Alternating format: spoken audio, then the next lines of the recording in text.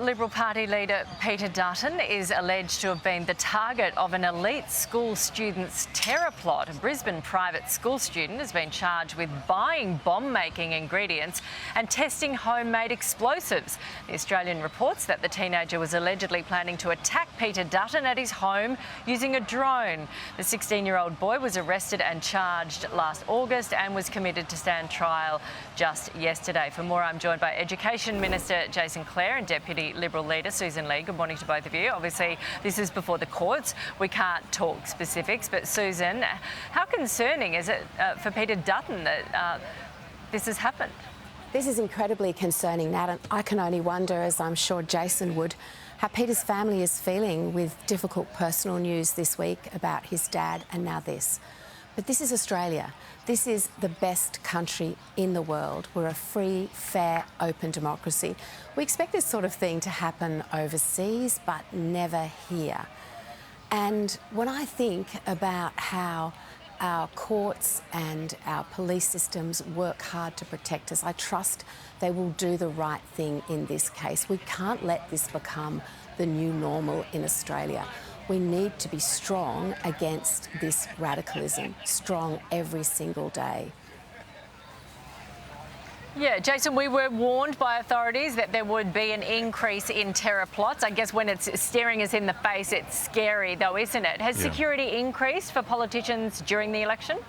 Yes, it has, and this is before the courts, so I won't comment specifically on this case other than to say, as you've said, that this person was arrested last year, detained, and is now before the courts. But in Australia, in a democracy, you make your arguments with words, not weapons. And we've been very, very lucky. As Sussan says, we are the best country in the world, and we've been lucky that we haven't seen in Australia what's happened in the UK or in the US. And in an election campaign, as politicians, we're out there talking to people. We want to hope that if people want to come up to us and have a chat, that they can. If they don't like us, then they might mumble something under their breath or cross the road. But you never want to see, the sort of threats of physical violence or real physical violence happen like we've seen overseas. So has security increased for most politicians during the election? I have noticed there's not as many sort of massive school visits or sort of supermarket visits, that type of thing. Has that happened, Sussan? Have you increased security? Look, Nat, we always make the authorities aware of what we're doing, but I love the fact that in Australia I can walk into a supermarket, I can walk down the street, I can stop and chat to people. I treasure that. It is very special about this country.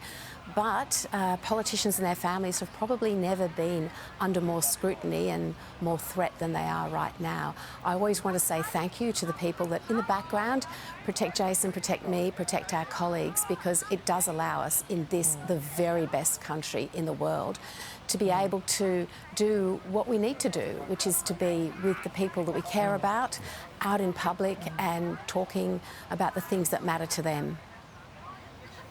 Yeah, let's move on. Donald Trump has flagged that pharmaceuticals are his next target for tariffs. Amidst his global trade war, the US president has blatantly said we are going to tariff our pharmaceuticals, which would directly hit what is our second largest export to the US.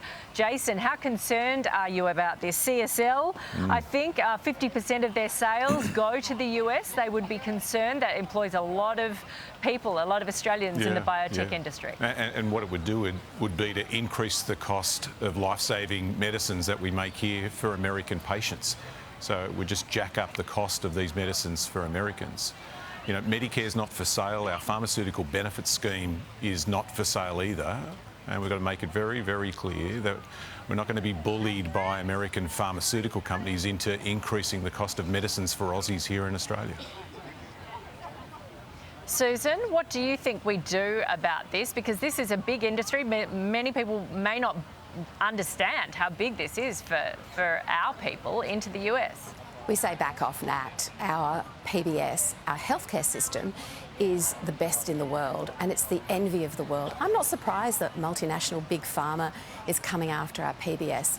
But I want to remind your viewers of what it does. It lists life-saving medicines, cancer treatments for kids, medicines for pregnant women that change their lives.